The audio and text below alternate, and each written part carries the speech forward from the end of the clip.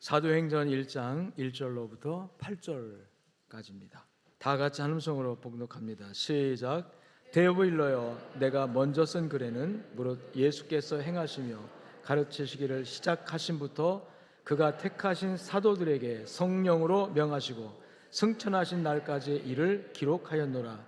그가 고난 받으신 후에 또한 그들에게 확실한 많은 증거로 친히 살아계심을 나타내사 40일 동안 그들에게 보이시며 하나님 나라의 일을 말씀하시니라.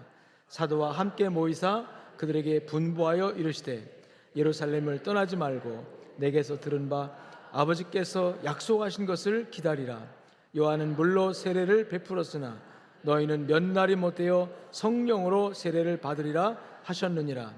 그들이 모였을 때에 예수께 여쭈어 이르되 주께서 이스라엘 나라를 회복하심이 이때이니까 하니 이르시되 때와 시기는 아버지께서 자기의 권한에 두셨으니 너희가 알 바 아니요 오직 성령이 너희에게 임하시면 너희가 권능을 받고 예루살렘과 유대와 사마리아와 땅 끝까지 이르러 내 증인이 되리라 하시니라. 아멘. 우리 지난 주간에 38차 바자회를 했습니다. 참 우리 교인들에게 개인적으로 죄송한 말씀을 좀 드리고 싶은 거는 제가 바자회장을 보통 아무리 바빠도 이틀 동안은 지키는데 이번에는 어쩔 수 없이 이 바자회장을 지킬 수가 없었습니다. 목요일 날 전주 비전대학의 교직원 부활절 예배를 인도해야 돼서 5시에 나갔고 그다음에 바로 그날 저녁에 대전에서 또 총회 중요한 행사와 또 회의가 있어서 갔다가 그 다음날 금요일 날 분당 중앙교회 또 목사님 만나서 GMS 관련된 굉장히 중요한 의논을 할 게 있어서 올라갔다가 거기서 점심 먹고 바로 부산의 부전교회 또 가서 저녁 집회 약속이 있어서 오고 가다 보니까 금요일 날은 제가 자리를 지킬 수가 없었어요. 그렇지만 자리를 지킬 수 없었지만 이 목사의 마음은 다 어디에 있었을까요? 무엇이 콩밭에 있다고 하는 것처럼 있었습니다. 제일 우려됐던 것이 날씨였는데 오늘 장로님 기도한 것처럼 하나님께서 사실은 금요일 날은 80% 강수 확률 80%였었거든요.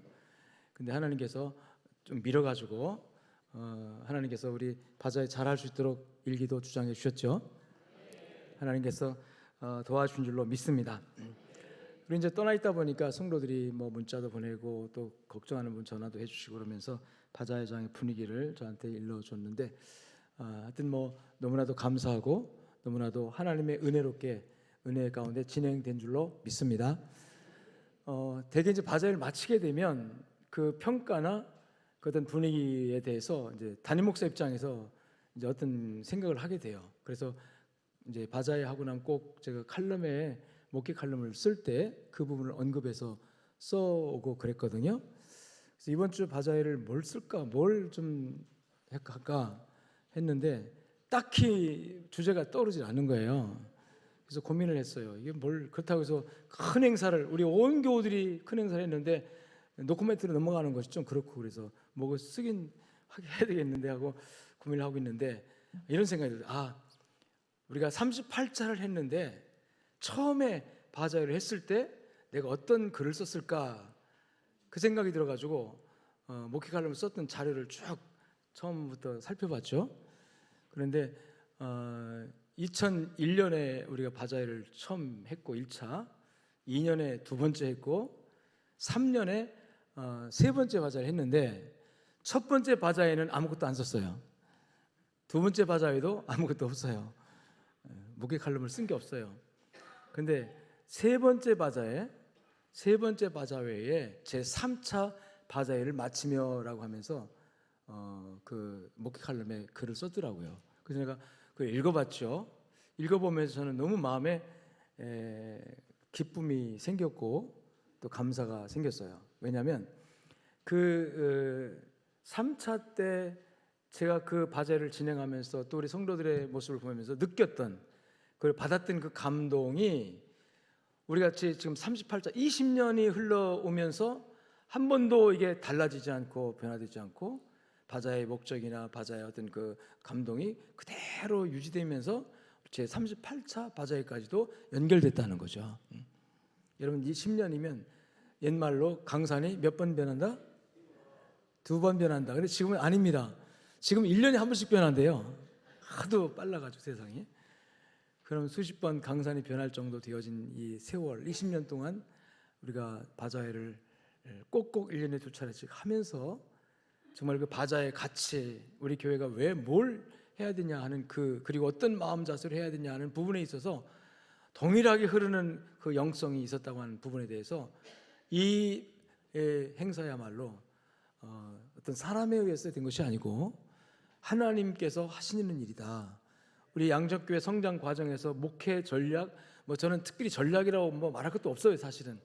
그런데 하나님께서 우리 양적교회를 선교하는 교회로 세우시고 지금까지 쓰시는 과정에서 이 선교 바자회를 통해서 놀랍게 일을 하셨다라는 그런 것을 깨달으면서 제가 그 3차 바자회를 마치고 썼던 글을 주보에다 그대로 실어놨습니다.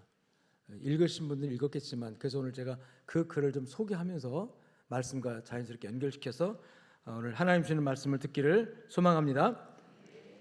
예수님이 가르치신 비유의 말씀 중에 오늘 제가 읽는 것은 제 3차 바자회 때 3차 바자회 때 썼던 글입니다.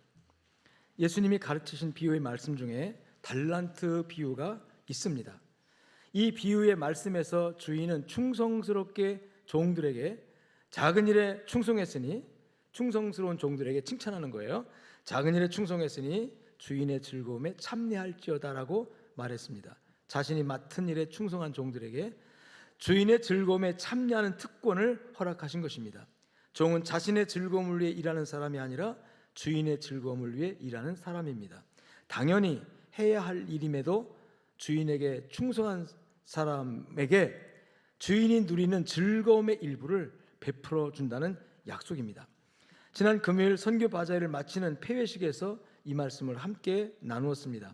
이번 행사를 치르면서 우리 양정의 모든 성도들은 적어도 담임 목사가 볼 때 착하고 충성된 종들의 모습이었습니다. 주님이 보실 때는 더욱 그러했으리라 믿습니다. 준비하는 며칠 동안 그리고 행사를 치르는 이틀 동안 성도들에게서 하나같이 기뻐하고 화목하고 단합한 모습에 감동을 받았습니다.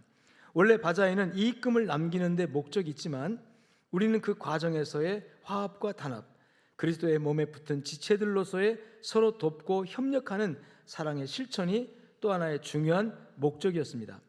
5월 여러 행사들로 인해 바자회를 가을로 미루자는 의견과 티켓 판매에 따른 부담들 때문에 부작용이 예상되어 약간의 논란이 있었지만 담임 목사의 최종 결정에 모두들 기쁨으로 순종하겠다고 말하던 각 회장들의 그 마음이 너무 고마웠습니다. 하루 종일 쑥개떡을 빚어 식당에서 쪄서 행사장까지 나르느라고 수고하신 노인 권사님들로부터 이틀 동안 700여 포기 배추를 현장에서 절이고 씻고 양념을 비벼 넣어 맛있는 배추김치를 만드느라고 허리, 어깨, 등짝 다 아프다 못해 얼얼해져 몸 푼다고 갑자기 벌떡 일어나 명 에어로빅 춤까지 선보였던 집사님들, 한바탕 웃음 선사하고 그 많은 배추가 맛있는 김치가 되어 팔려 나가는 기쁨에 힘든 줄 몰라 하는 모습이 정말 얼마나 아름다웠는지, 처음에는 한 푼이라도 더 남겨야 한다며 커피 한 잔, 주스 한 잔도 공짜 없더니 어느새 서로 챙겨주고 먹여주고 울릉도에서 공수해온 호박엿이 푸대접 받자 다짜고짜 집사님들 찾아다니며 시침 뚝 떼고 1,000원만 잠깐 줘보라 하고 영문도 모른 채 1,000원을 내주면 얼른 받아주고 엿 사주셔서 감사합니다라고 애교스러운 강매로 어느새 엿파는 거뜬히 거들났습니다. 화창한 날씨조차 하나님의 은혜였습니다. 여름 장마철이나 볼 수 있을 정도로 며칠 동안 쏟아진 비는 성도들의 마음을 졸이게 하였지만 바자회 시작하는 날부터 활짝 개어 구름 한 점 없는 청명한 날씨에 하나님의 도우심을 확실히 느낄 수 있었습니다. 이번 바자회는 우리 교회에서 3번째로 실시하는 바자회입니다. 첫 번째와 두 번째는 교회 건축을 위한 바자회였고 이번은 선교를 위한 바자회로 열었습니다. 하루 약 130여 명의 성도들이 움직였습니다. 동남아시아 선교부, 아프리카 선교부, 중앙아시아 선교부, 중국 선교부 등 4개 파트로 나뉘어 코너마다 다양한 먹거리와 생활 필수품, 헌옷까지 젓갈 종류의 반찬류 그리고 과일 등 다양한 55개 품목이 진열되었고 아직 정확한 결산 통계가 나오지 않았지만 잠정적으로 총 매출액 2,600만 원에 재료비를 비롯한 원가를 제하고 1,000만 원에서 1,200만 원 정도의 수익금이 예상됩니다. 우리는 하나님 허락하시고 우리 모든 성도들이 합심하면 무슨 일이라도 해낼 수 있다는 또 하나의 간증을 만들어낸 것입니다. 늘 든든한 힘이 되어주시는 양정의 성도 여러분, 여러분들이 있어 제 목회의 길은 더없이 행복합니다. 제가 행복하다는데 뭐가 좀 꼬입니까? 아멘을 안 하세요. 다시 한번 합시다. 행복합니다. 늘 바자회 때만 느끼는 것이지만 그렇습니다. 힘들고 어려워도 마음이 즐거우면 좋은 거죠. 그 힘들고 어려운 것이 다 순간에 사라지죠. 제가 여러분이 그런 문자를 보냈어요. 목사님 정말 힘들어요. 그렇지만 행복해요. 그런 말.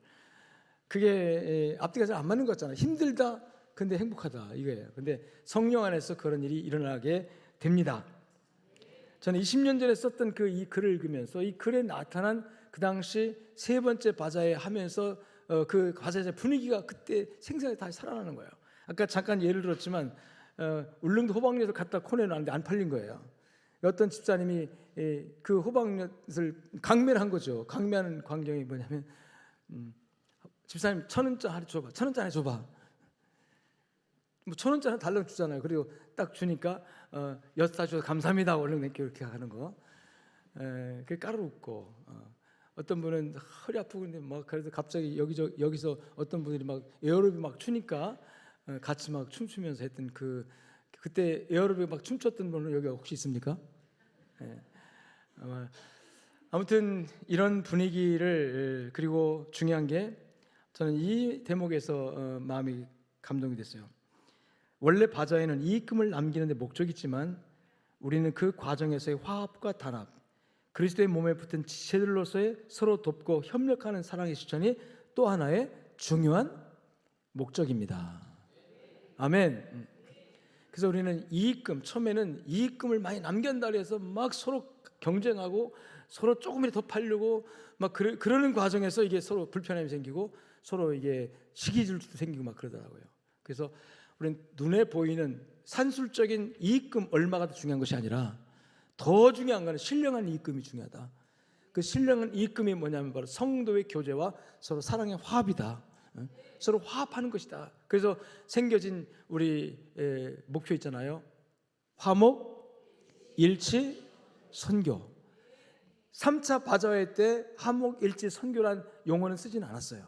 그렇지만 그때부터 처음부터 우리는 화목이 중요한 것이고 그 다음에 그 화목하면 하나가 되고 하나 되면 결국 사역 일을 할 수 있다는 거죠. 그게 선교다.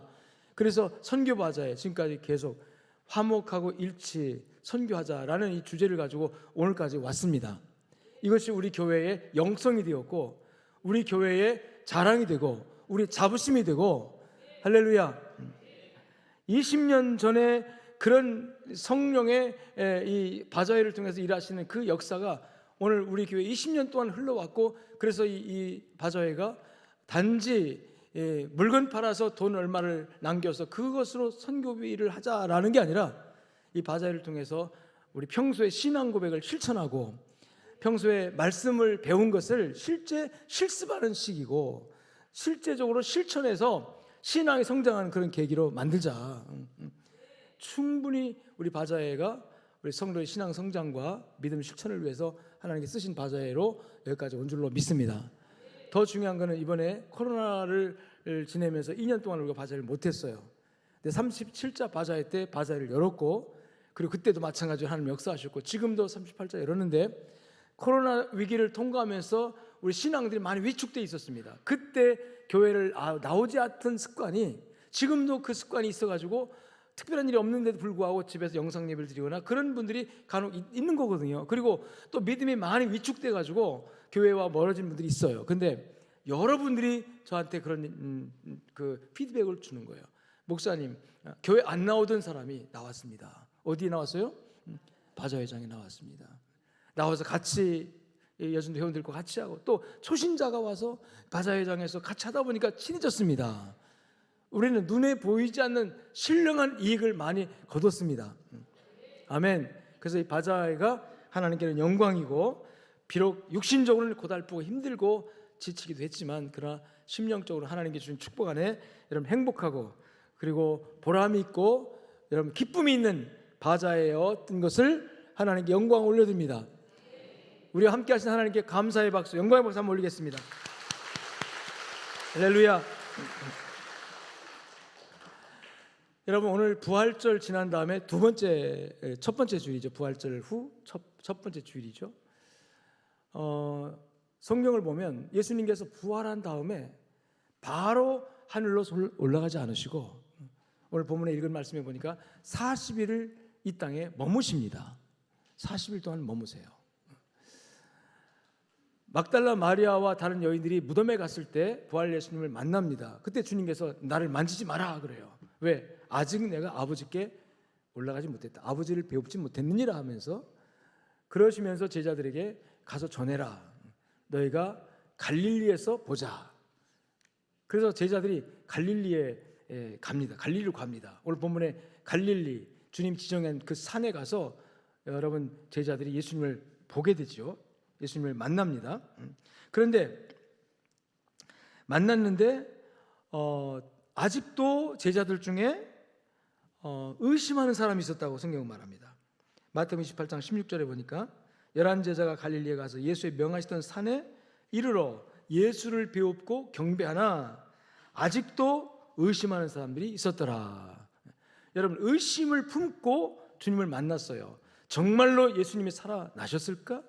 물론 이미 만났던 예수님의 부활을 목격했던 사람들이 와서 예수님 부활했다고 많은 분들이 간증을 했습니다. 그렇지만 아직도 또 실제로 만나기도 했습니다. 그런데 아직도 마음에 품고 있는 것이 뭐냐면, 따라합시다. 아직도 의심하더라. 아직도 의심하는 사람들이 있더라 그랬어요. 그런데 중요한 것이 예수를 배웁고 경배했다. 여러분, 경배는요, 의심을 가지고도 할 수 있어요. 의심을 가지고도 경배할 수 있어요.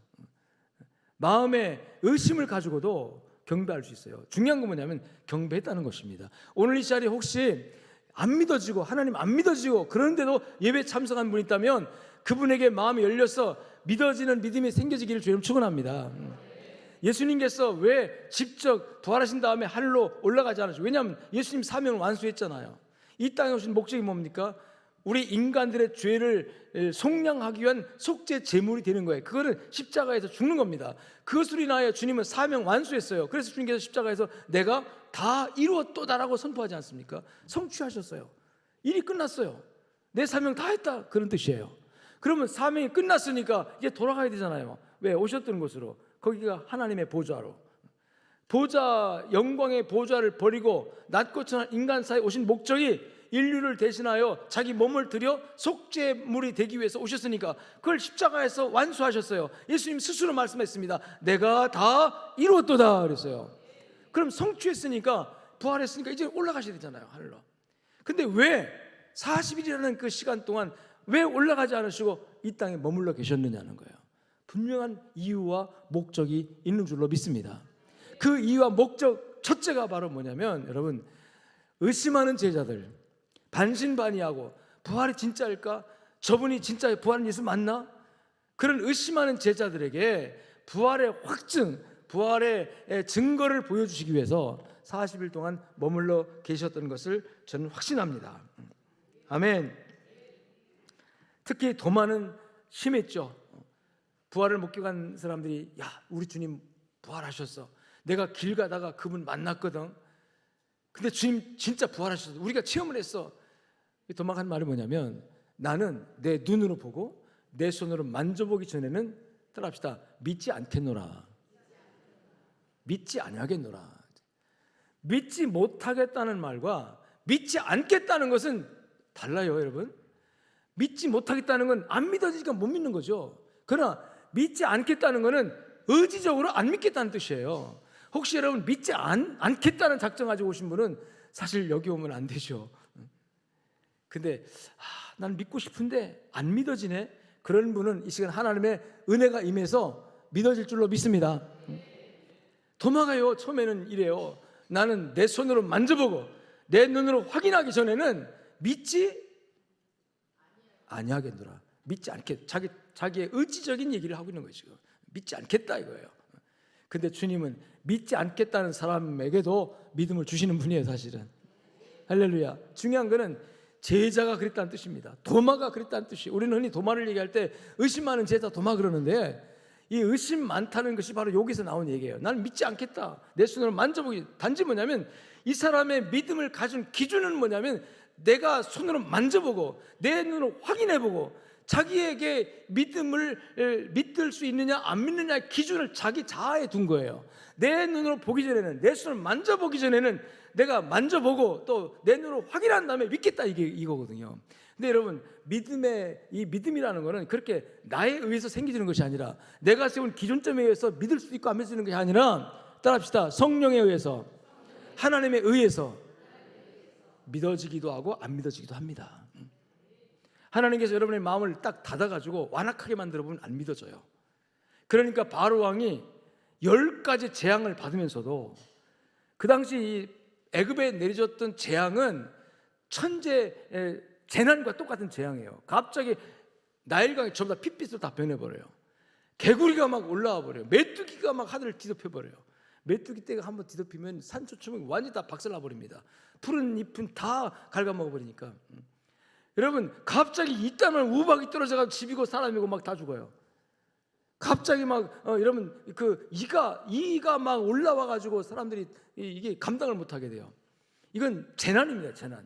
재난 수준의 하나님의 징계와 저주가 떨어지는데도 불구하고 하나님이 바로왕의 마음을 완악하게 만들어버리니까, 그 마음을 닫아버리니까 하나님 믿어졌어요, 안 믿었어요?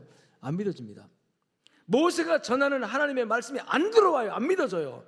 사랑하는 양지구 성도 여러분, 이 시간 하나님께서 여러분의 마음에 은혜를 주셔서 교회를 나오게 하시고 믿어지게 하신 거 감사하시기 바랍니다.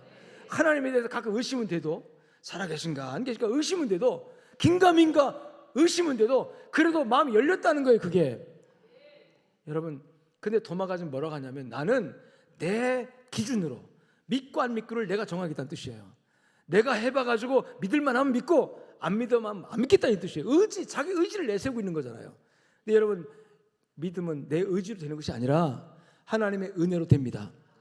그래서 예수님께서 이 의심 많은 제자, 보고도 믿지 않는 제자들, 그 도마에게 나타나셔서, 도마야 내 손을 들어서 내 이 못자국을 만져봐라, 옆구리에 손을 넣어봐라. 여러분, 그리고 이렇게 말씀합니다. 그리하고 믿음 없는 자가 되지 말고, 따라합시다, 믿는 자가 되라. 우리 믿는 자가 됩시다. 의심 많은 제자들, 보고도 믿지 않는 제자들, 보고도 반신반의하는 제자들, 이들을 가지고는 아무것도 할 수 없기 때문에 이들에게 부활의 확증을 주시는 거예요.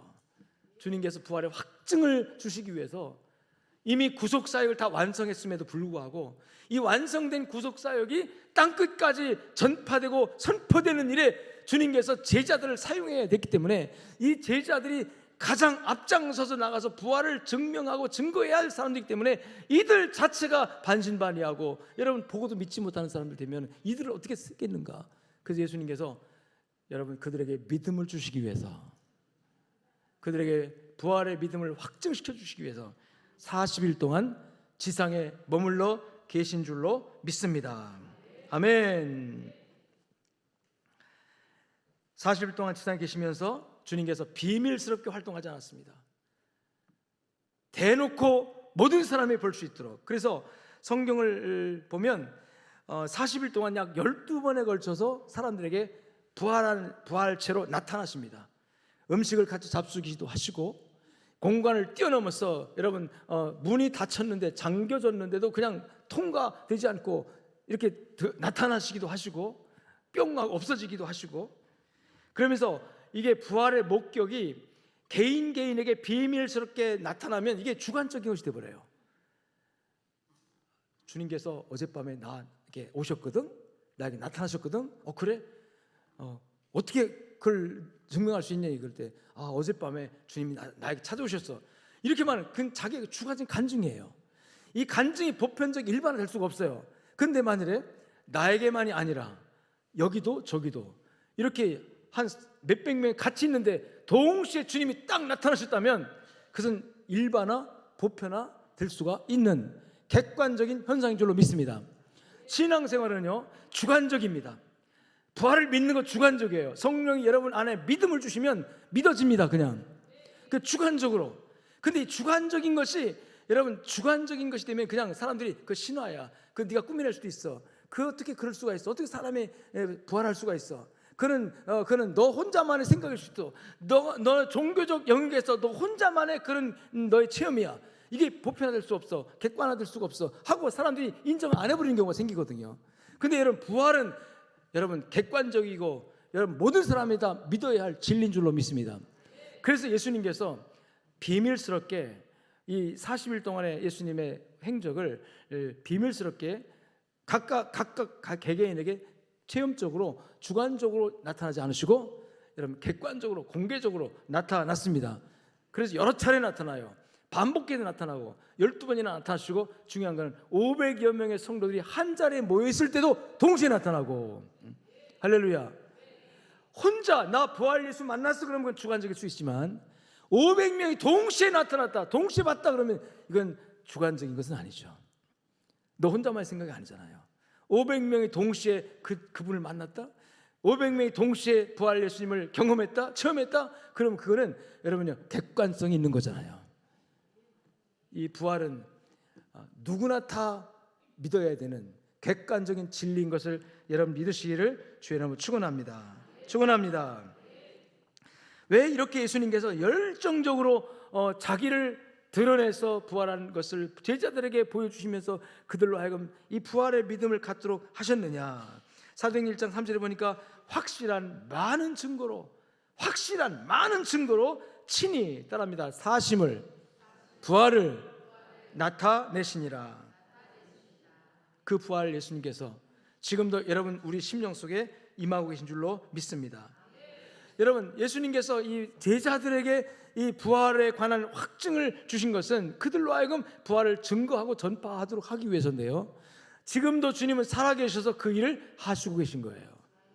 2000년 전에 제자들에게 그렇게 주님 사역하시고 그 다음에 40일 이후에 승천하셨어요. 그와 나와 무슨 상관이 있느냐 하시겠지만 아니요, 주님은 지금도 살아계셔서 지금도 저와 여러분에게 이 부활의 목격자가 되도록, 부활의 경험자가 되도록 지금도 당신의 사심을 보여주시고 나타내 주시고 있습니다. 이걸 우리 체험이라고 하는데, 여러분 기독교는 경험의 종교, 체험의 종교라고 말합니다. 진리가 주관적으로만 내가 아멘 믿습니다가 아니라 객관적으로 누구에게 내놔도 진리가 될 수 있도록 하나님께 객관화시켜주는 것이 바로 오늘 성령의 역사인데요, 그 성령의 역사가 이 부활절을 지내고 이제 살아가는 여러분들에게 하나님께서 크게 역사해 주길 바랍니다. 성령은 2000년의 시간의 차이와 이스라엘 땅과 한국 땅이라는 공간의 차이를 뛰어넘어서 2000년 전의 사건을 지금 오늘 우리의 사건으로 만들어 가시는 분이 바로 성령님이시다. 여러분 오늘 우리가 부활의 증인이 되려고 하면 우리 자신들이 예수님을 만나야 합니다. 경험해야 합니다. 일단 주관적으로 경험을 해야, 체험을 해야 돼요. 예수님께서 그래서 그들에게 나타나 주셨고 이걸 객관화시켜서 가서 만방에 전할 수 있도록 주님이 역사하셨는데, 그 사실에 가장 맨 앞서서 우리에게 교훈을 주는 분이 바로 사도 바울의 경험입니다. 바울 사도는 사울이었죠. 처음에는 예수님이 활동하실 때는 십자가 지기 전까지는 이 사울은 예수님에 대해서 그렇게 부정적이지 않았어요. 성경에 특별한 이야기가 없지만 그런데 예수님이 부활한 이후에 이 사울이 극악하게 여러분 예수님을 반대합니다. 부활 예수를 반대해요. 사울이 만일에 예수님 자체에 대해서 공생의 기간 동안에 죽기 전에 십자가 못 박기 전에 예수를 핍박했던, 성경 어느 기록에 이 사울이라는 사람을 소개했을지도 모르겠어요. 이 바리새인과 유대인들은 예수님을 핍박하는 일에 굉장히 소개가 많이 되고 있지만 이 특별한 인물인 이 사울에 관해서는 언급이 없거든요. 그런데 언제부터 드러나냐면 이 사울이 예수님 부활하신 이후 제자들이 나가서 확증을 받은 사람들이 나가서 예수 부활했다, 우리 선생님 부활했다고 부활을 전하니까 그때 이 사울이 등장하는데, 아니 부활? 어떻게 부활할 때? 이 사울은요 종교적으로 유대교의 철저한 율법주의자고 그 다음에 그의 헬라 철학에 능통한 철학자입니다. 학자예요. 학자의 지성으로 봐도 부활은 경험적으로 과학적으로 상식적으로 부활이 없는 거고, 그 다음에 유대교의 종교적 입장을 봐도 아니 예수가 그 저 나사렛 출신 저 촌뜨기 시골 쪽이 예수가 무슨 하나님이야, 말도 안 되는 소리. 그러면서 제자들이 부활을 전할 때, 부활을 선포할 때 이 사울이 비로소 여러분 교회와 즉 제자들과 대립각을 세우게 되고 맨 앞장서서 극악무도하게 기독교들을 핍박하고 교회를 박해했던 사람이 바로 사울입니다. 그래서 스데반 집사 순교당할 때 맨 앞장서서 죽이는 일에 결의하고 돌 던지는 일에 앞장선 사람이 이 사울이거든요. 근데 이 사울이 그렇게 핍박자였던 사울이 오늘 갑자기 180도 바뀌어가지고 여러분 예수를 전하는, 예수의 부활을 전하는 전도자가 됩니다. 어떻게 사람이 그렇게 180도 바뀔 수 있는가 순간적으로. 근데 그 사건에 대해서 여러분 이 성경은 뭐라고 설명하냐면 사울이 부활한 예수를 만났다 이거예요. 그리고 그 후에 바뀌어가지고 사람이 변화돼가지고 그 부활을 전하는, 그렇게 부활이 없다, 부활을 전하는 사람은 사기꾼이다, 그러니까 기독교는 다 잡아 죽여야 된다 라고 하는 주장을 했던 사울이 갑자기 돌변해가지고 예수 부활을 전하는 자가 되어진, 자기 목숨을 바쳐서 예수 부활을 전하는 전도자가 되어진 이 사건, 여러분 그 사건이 오늘 이 시간에도 진행된다는 뜻이죠. 여러분 성경에 보니까 이 사울이 그리스도인들을 결박할 공문서, 즉 그 당시 대제사장의 이 영장을 받아가지고 다메섹이라는 곳으로 그 영장을 집행하러 갑니다. 거기 있는 이 숨어있는 기독교들을 색출해가지고 다 잡아다가 오게 가지고 그들이 이제 핍박하기 위해서죠. 그 가는 도중에 갑자기 하늘에서 강력한 빛이 비춰집니다. 그리고 그 빛 가운데, 하늘을 볼 수 없는 빛 가운데 빛이 많으니까 그냥 꿇어 엎드리고, 그 엎드린 상황에서 하늘에서 소리가 들려요. 그 소리가 무슨 소리입니까? 사울아 사울아. 사울아 사울아. 땅에 사울이 길을 가다가 다메섹에 가까이 이르니 호련히 하늘로부터 빛이 그를 둘러 비치는지라. 땅에 엎드려 들음에 소리 있어 가로되 사울아 사울아. 한번 따라합시다. 사울아 사울아. 여러분 이 소리 오늘 저와 여러분에게도 들려지기를 바랍니다. 그렇다고 해서 뭐 예수를 핍박하고 그러지는 않겠지만 어쨌든 이 소리 들어야 합니다. 이게 성령의 소리예요. 사울아 사울아. 왜 이때는 지금 예수님께 승천한 이유거든요. 예수님 승천하시고 이 지상에 주님 안 계셨어요. 근데 이때 들렸던 하늘의 소리, 이 소리가 바로 성령의 소리예요. 이 소리를 통해서 지금도 역사하십니다. 말씀하십니다. 예수님께서 승천하시기 직전에 제자들에게 말씀하시기를 내가 아버지께로부터 보혜사 성령을 보내겠다 그랬어요. 성령이 임하면 너희가 권능을 받고 예루살렘과 유대와 사마리아와 땅끝까지 이르러 내 증인되리라. 여기서 증인이라는 말이 뭔지 아십니까? 증인이 바로 부활을 증거하는, 부활을 전하는 사람이라는 뜻입니다. 예수 부활했다, 예수님 부활하셨다는 걸 증명하는, 증거하는 사람이 증인인데, 증인이라는 말이 헬라어로 말투스라는 단어예요. 근데 말투스라는 단어를 여러분 진실을 전하기 위해서 자기 목숨을 바치는 사람, 그래서 가끔 증인이라는 말로 번역하기도 하지만 이 말투스라는 단어가 순교자라고 번역하기도 합니다. 즉 진리의 말씀을 전하기 위해서 뭘 바치는 사람? 목숨을 바친 사람. 이건 법정에서 판사 앞에서 증인이 와서 그렇게 손들고 내가 본 대로 들은 대로 목격한 대로 사실대로 말할 것을 선서합니다. 만일에 사실이 아닌 거짓을 말할지 마땅한 벌을 받겠습니다 이거든요. 그러니까 우리가 예수 부활을 증명하는 증거자로서, 예수 부활을 전한 전도자로서 여러분 그 대가로 내 목숨을 내놓고 전하겠다는 거거든요. 목숨을 바쳐서 예수 부활이 사실이고 예수 부활의 땅을 증명할 수 있는 거, 내 목숨을 담보로 하고 예수의 부활은 사실이라는 걸 증명하는 거, 이것이 바로 부활의 목격자의 사명인데, 이 일을 감당하게 하는 일에 예수님께서 여러분 바울에게, 즉 사울에게 찾아오신 겁니다. 사울아 사울아. 누구십니까? 나는 내가 핍박하는 예수다. 여러분 이 핍박하는 게 뭐냐면 예수님이 부활했다고 하니까 핍박한 거예요. 제자들이 예수가 부활하지 않았다고 했으면 여러분 사울이 이 기독교를 핍박할 이유가 없어요. 근데 부활했다고 하니까 무슨 부활이냐 하면서 핍박한 겁니다. 그래서 나는 내가 핍박하는 그 예수다. 그 핍박했던 그 예수님을, 부활한 예수님을 성령을 통해서 만난 다음에 사울이 변하여 바울이 됩니다. 그리고 자기 목숨을 내놓고 예수님 부활했다고. 여러분이요, 땅끝까지 로마까지 가서 전하다가 결국 순교의 제물이 되어지는, 목숨을 바쳐 부활을 선포하는, 부활을 전하는 하나님의 귀한 일꾼이 되어지신 줄로 믿습니다. 할렐루야. 그러므로 사랑하는 여러분, 예수님은 지금도 그 일을 하시고 계신다는 거예요.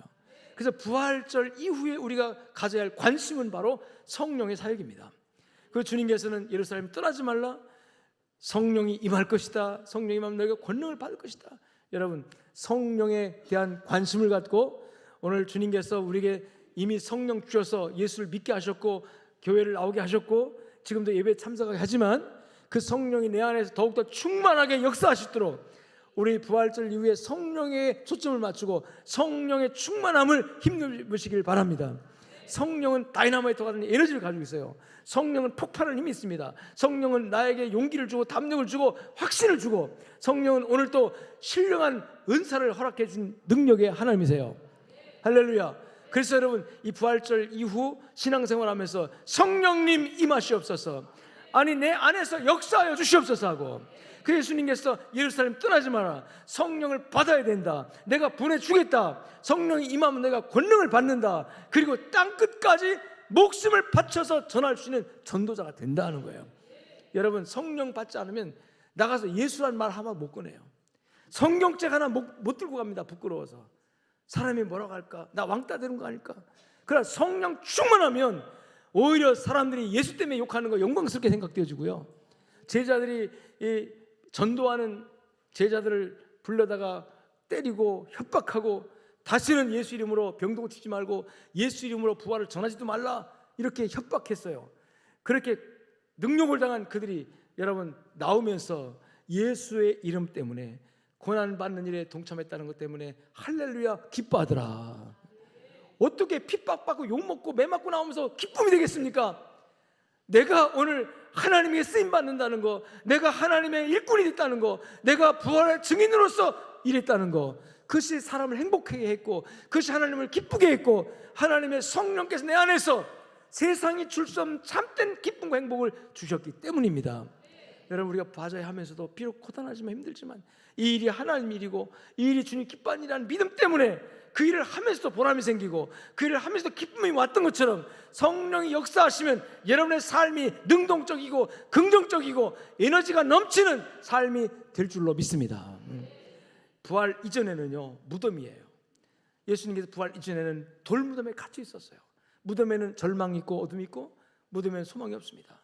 무덤에는 아픈 것만 있고 힘들어요. 그러나 여러분, 예수님께서 부활하신 것처럼 무덤 문을 열고 나오셔서 우리 주님께서 부활체로 제자들에게 그 영적 에너지를 주신 것처럼 부활 이후에 제자들은 힘이 납니다. 이제 할렐루야. 예수가 부활했다, 이 사실 하나만 가지고도 그들은 용기 100배 했어요. 그래서 끌려가도 두렵지 않았고, 매맞아도 오히려 기뻐했고, 그래서 욕먹어도 기뻐했고, 우리 주님의 부활하셨다, 주님 부활하셨다, 끌려가서 순교당할지라도 기쁨을, 할렐루야. 왜? 부활이요 진리요 생명이신 주님 앞에 내가 쓰임받는다, 나는 죽어도 산다는 확신 때문에 여러분이요, 절대로 세상에 짓지 않고 세상을 이기며 믿음을 지키며 살아가게 된 줄로 믿습니다. 양족의 성도 여러분, 이제 우리 부활의 경험자들입니다. 성령께서 부활을 믿어지게 하셨다면 그 믿어지게 한 그 믿음이 이제 부활의 증인이 되게 하는 놀라운 역사로, 주님께서 40일 동안 이 땅에 계시면서 제자들의 부활 믿음을 돈독히 하고 북돋아 줬던 것처럼, 확신을 줬던 것처럼, 지금은 성령께서 일하시니까 성령의 여러분 붙들림 속에서 성령이 주는 믿음 가운데 여러분의 삶이 힘있고 능력있게 세워지기를 주의 이름으로 축원합니다. 축원합니다. 하나님 아버지 감사합니다. 성령님 역사하여 주시옵소서. 승천하기 직전 40일 동안 제자들에게 나타나셔서 부활을 확신시켜 주시고 반신반의하는 그들에게 용기를 주셨던 것처럼, 지금은 주님께서 승천한 이후에 아버지로부터 보내준 성령, 그 성령 하나님이 지금은 일하고 계십니다. 그래서 지금은 부활로 40일 그 기간 동안 계속해서 성령이 우리 안에 역사하시고, 기도할 때나 말씀을 들 때나 신앙생활하는 과정에서 성령께서 내 마음 안에서 또 우리 환경에 역사하셔서 우리에게 힘을 주시고 담력을 주시고 믿음을 주시는 줄로 믿습니다. 과거 2000년 전에는 예수님의 부활체 그 모습 그대로 일하셨지만 지금은 성령을 통해서 지금도 우리의 약한 믿음, 반신반의하는 우리 믿음을 회복시켜 주시는 역사를 하시오니 주여 성령 충만을 다시 한번 우리에게 부어 주시옵소서. 성령의 기름 부으심에 충만하게 하옵소서. 성령의 주는 에너지를 힘입어서 하나님 아버지 세상에 나가서 담대하게 부활을 증명하고 증거하는 자들 되게 하옵소서. 그래서 사람들이 나를 보고 우리를 보고 예수 부활했구나, 정말 저들이 말한 부활이 거짓이 아니구나, 저들의 삶을 보니까 그렇구나, 저들이 낮아지고 베풀며 복음을 전하며 살아가는 그 삶을 보니까 따뜻한 마음과 친절한 마음으로, 그리고 예수를 위해서 낮아지고 기꺼이 양보하고, 심지어는 아버지 주님을 위해서라면 손해보는 일도 기뻐하는 저들을 보니까 정말 예수 부활했구나, 하나님 아버지 예수의 부활을 우리 삶으로 증명해내는 하나님의 사람들, 그 일을 위해서 성령의 부으심을 기다리며 성령 충만함을 힘입어 나가는 우리 성도들 다 되게 하여 주시옵소서. 우리 주 예수 그리스도 이름으로 축복하며 기도 올리옵나이다.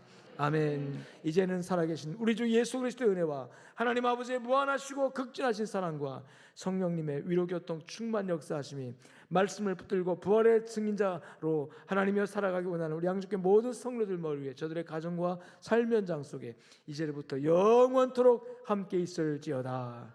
아멘.